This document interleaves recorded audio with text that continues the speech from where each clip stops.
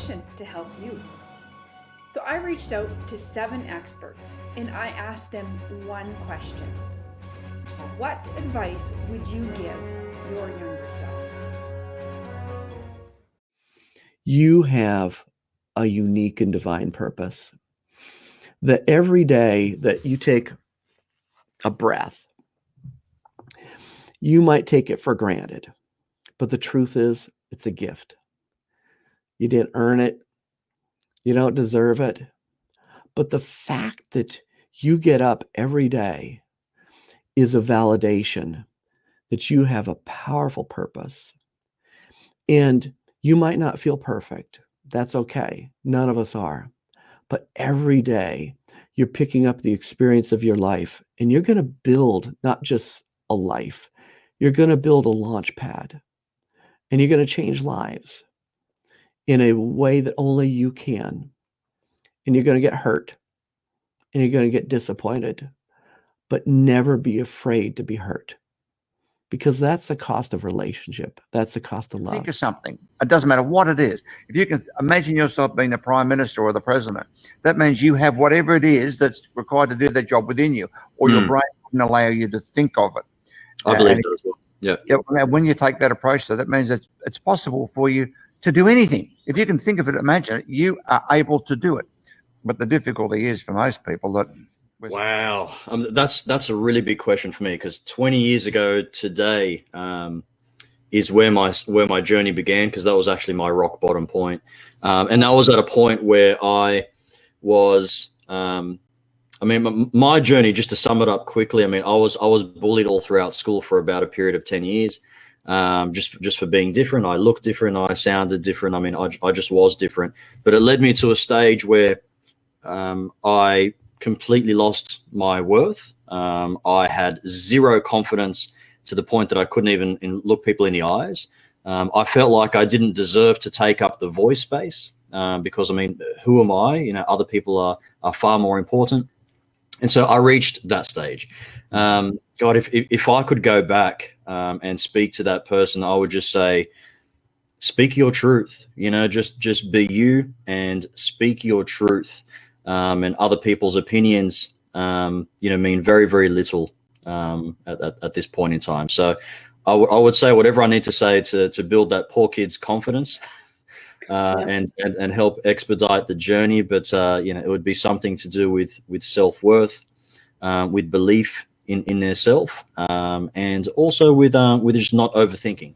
I would pay more attention to being humble. Humility is a great asset. I would understand even more so than I do today that I need to have great partners. I need to be able to have those partners back to build trust even more than I ever thought about before. And then understand that I don't know everything, that I need to ask questions. I need to be more curious. I need to be more giving. I need to be more sharing. And if I could put all those together, I don't care what success I've had over the last 78 years, I'd have had more if I'd have learned that at a younger age. Embrace technology sooner. I built my speaking business before we had the internet, email, social media, YouTube. And as technology and computers became more important, my assistant was much better with the technology than I was. I should have taken a laptop on the road earlier and put as much. I did, once I made the decision, I focused very clearly on it. I used to go to all the technical sessions at the conferences I was speaking at. Even though I didn't know what they were talking about, you sit in enough, it begins to make sense to you. I would have just begun that process a couple of years earlier than I did. Think about the one thing I would give my children that I've been given, maybe by my mother, and it is the pray drive. I think I'm not as interested in IQ as I am in EQ. I'm not as interested in how smart you are and in how much fight you have in you. If I could give my daughter any of those things, it's that one thing, right? It's not intellect quotient. It's pure drive, pure will to fight through, pure will to show up every day, pure will to convert the hurt feelings into something big. And I think that's probably what I'll be telling my son when he's that age. That's a picture of me almost 30 years ago with one of my mentors, Cabot Robert. Cabot was the founder of the National Speakers Association, and today I look more like he did in that photo than I do like my younger self. But it's been almost 30 years. Now, if I were giving career advice to my younger self, one of the things I would say is follow the advice you got from Earl Nightingale. Become the person who would achieve your goals, and the goals will be your natural byproduct. In other words, acquire the qualities, the skills, the knowledge, the credentials you need to attract the future you want. Another thing I would say to my younger self, send some money ahead to me, the older guy. Send some money out of each day's paycheck, each month's paycheck, to the person you're going to be many, many years from now, because you'll surely find lots of ways to need and use it. Another thing I would say is pick a lane. Find a specialty and go deep and wide.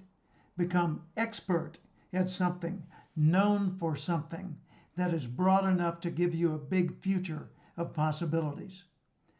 And always pay it forward. Always give a little bit more than is required. Always do more than you need to do, and get ready for things that you don't even know yet exist. The future will be what you attract to you. Make yourself an eligible receiver. Live every day like it's your last day. Like tomorrow is never going to come and yesterday already happened.